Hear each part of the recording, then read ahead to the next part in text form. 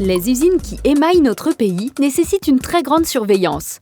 En effet, l'histoire est jalonnée d'accidents, parfois catastrophiques pour l'homme et son environnement.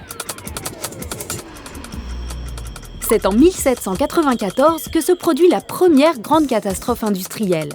À Paris, la poudrerie de Grenelle explose. Environ 1000 ouvriers périssent.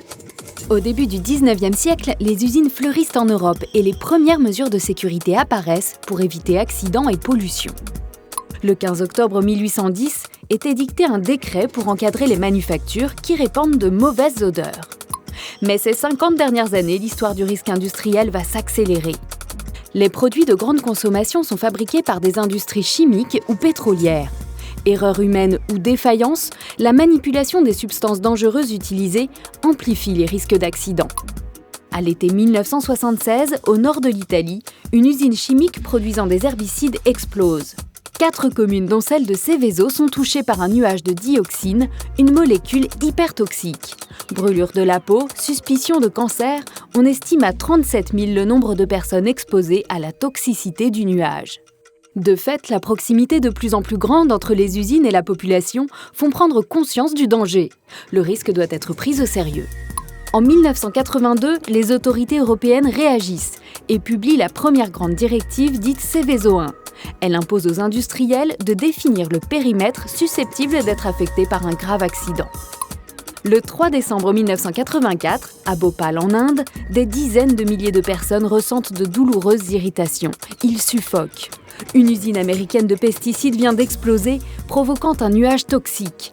Bilan, 15 000 morts. C'est l'une des plus grandes catastrophes industrielles de tous les temps. En 1986, la prévention se durcit après l'incendie d'une usine en Suisse.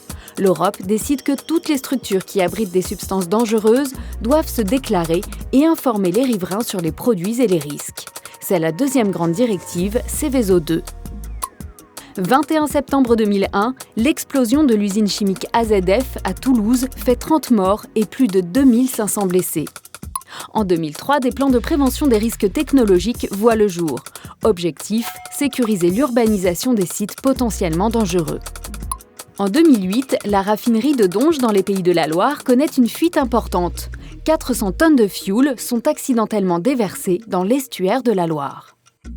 1er juin 2015, la loi Seveso III renforce la prévention, la sécurisation des sites, mais aussi l'accès du public aux informations de sécurité des entreprises.